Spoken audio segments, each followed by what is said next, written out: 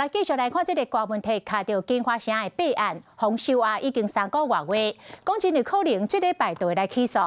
周刊阁有上新的压料，讲大问题2022年卸任台北市长进前，有率团到新加坡，当时这个随行人员的名单都甘啊柯志如。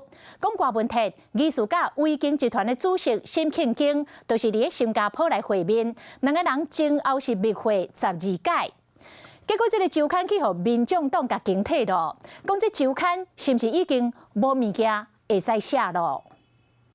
民众党主席郭文泰洪羁押已经3个月回，经发生案正继续要告，传出检方会伫这礼拜该起诉。周刊写了检方掌握郭文泰目含维京集团主席沈庆京见面12摆，其中1摆佮敢若是伫咧国歌。看我。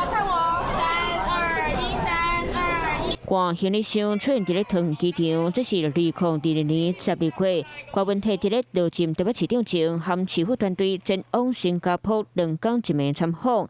就看到了郭文泰12月19从新加坡时，秘书柯志如冒对伫咧身边，佮伫咧当地使用 ATM 欠现金。让维京集团主席沈庆京慢慢前往新加坡，就看讲时间是真握紧，敢讲有见面伫咧谈金华城的代志。但那时候大家就觉得说，柯文哲的这些随扈、这些机要根本与考察的目的毫无相关，而且也没有业务主管，为什么要特别的找他们去？假借考察之名来收汇款吗？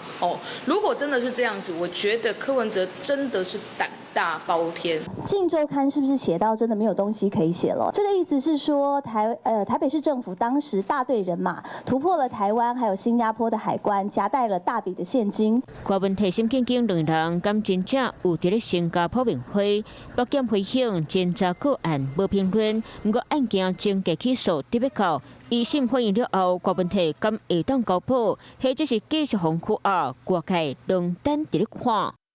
Hello， 我是蒋欣梅。想要抢先掌握最及时的新闻资讯吗？赶快订阅、按赞、开启小铃铛，锁定华视新闻 YouTube 频道。